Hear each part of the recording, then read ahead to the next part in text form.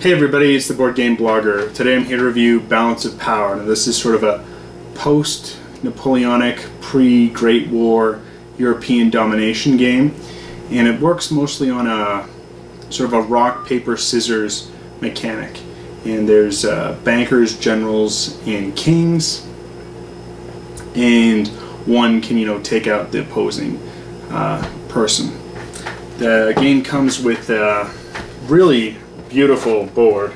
It's looks fantastic. It's mounted mat board, doesn't warp, sits well. The pieces are good. Everyone has their own color. They've got a little player aid with it, and it's definitely a well-produced game. Sort of shows what you need to do to get everything. That the king can take out the banker takes out the general, and the general can take out the king.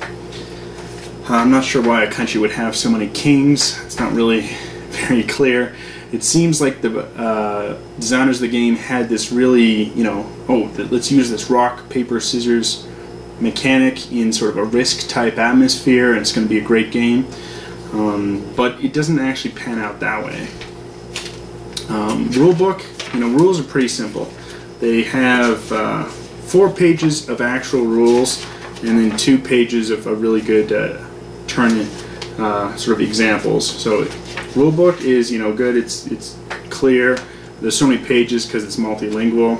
But English rules are simply 3 pages, 1 for their extended rules and 2 for the samples.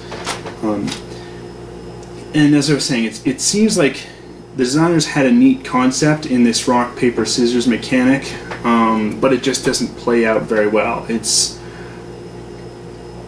just sort of goes into this sort of stalemate in that players will, just keep going after each other. There's no hidden information and there's no luck. So this game is going to bog down in a lot of overthinking because you're like, okay, I'm going to try and overanalyze this. It's almost very chessy in how the game works, but if I go in and I send my general after your king, you're going to kind of send a banker after my general, and you can see it coming from, and you're going to react to it. This does play up to 6 players, and you're going to have more excitement in sort of maneuvering, and that's where I think this game tries to excel, is in the political maneuvering and the diplomacy aspect, similar to the game titled Diplomacy. However, what happens is you're going to have player elimination, and then people aren't going to be too aggressive against any one player for fear that they're going to get knocked out. So even if a couple of players are able to gang up on one person, then they're going to go into a 3-person stalemate, or down to a 2-person stalemate, and it's just not very exciting, and you're going to have the game just drag on. The box says this is a 45-minute to 90-minute game.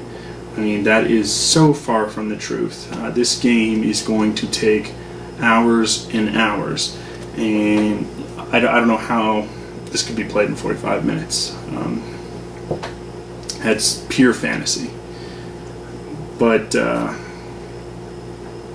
it's just not that exciting. I can't get my game group to play this again. They really don't like this game. I have one person in my game group who loves it. He likes the chessy aspect of maneuvering and setting up exactly like the rock, paper, scissors mechanic. But it's a long game. I think the lack of any hidden information and any luck takes away a lot of tension and excitement from the game, and it just boils down into kind of a boring chess game that is just going to drag on. It's chess with diplomacy, really, and I don't find it very fun. My game group doesn't find it fun, but some people out there do. So it might be a game for you if you like, really long games with no luck, and you're just kind of planning out exactly what you're going to do, trying to see 4 or 5 moves in front of the next person, and you couple that with diplomacy, and then it may be a game for you. The 45-minute to 90-minute time frame, though, is, you know, I don't care who you are, that's total fantasy. But I'm sure you want to see sort of how the game itself actually plays. So I'm going to set up sort of a 3-player game just so you can see the map and how it works a little bit better. Though really, you know, the game's most fun with the 6 players at the beginning, but then, you know, once you're down to, you know, 2 or 3, you've bogged into a stalemate. There's mechanisms for, you know, not complete elimination, and you're trying to get X number of victory points. The game's going to end much quicker with 6 because someone can get into the 18 points, but you know, that's tough. And you know, even in a, you know, 3-4 player game, players are going to see this person's really close to getting their victory points, and they're going to push hard against the person. And it's I mean, the game is called Balance of Power, and it's really, that's what it is. It's the concert of Europe, and people are moving in to check everyone, which, I mean, that's neat. That's you know, what happened, but as a game that just adds hours and hours to a game that really doesn't have that interesting decisions or any excitement with it. And you know, I'd much rather read a book about that, you know, on like the concert of Europe and the countries working in unison to make sure one country never got too powerful. It just, how it's put in this sort of version of that isn't very fun. But let's take a look at how it plays. So here's the board on setup. Each player is going to start with a banker, a king, and a general in their capital. Then the starting player will get to place one of those additional units within their empire. Next player is able to react to that, and then the third player. So that's sort of how the board is set up. We then check here on the victory point track. And here we can see that the Austrians have 5 points. That is, they get 1 for each territory they occupy, plus 3 for having a banker, king, and a general within their capital of Vienna. The Ottomans have 4 territories plus the capital bonus, and so do the Russians. So they're both over at 7 points. Now in a 3-player game, victory is achieved at 27 points. So now the Ottomans go first. So they are going to have 1 action each for their banker units, their general units, and their king units. So what they're going to choose to do is they're going to duplicate their king. You can either move, duplicate, or attack. They're going to attack with their banker, which will eliminate the Austrian general, and they're going to attack with their general, which will eliminate the Austrian king.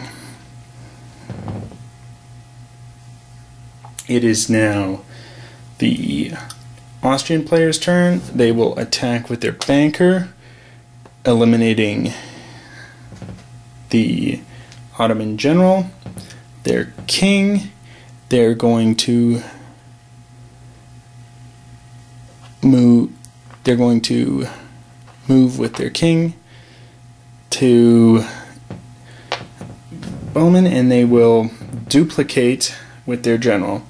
Now, you can only have a total of 3 units within any one territory at once. 4th one can come in while you're attacking.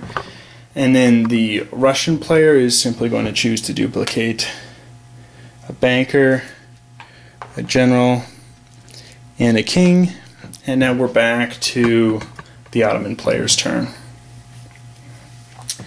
If the Ottomans or any other player is able to control all of their home countries, so here for the Ottomans, this is the yellow.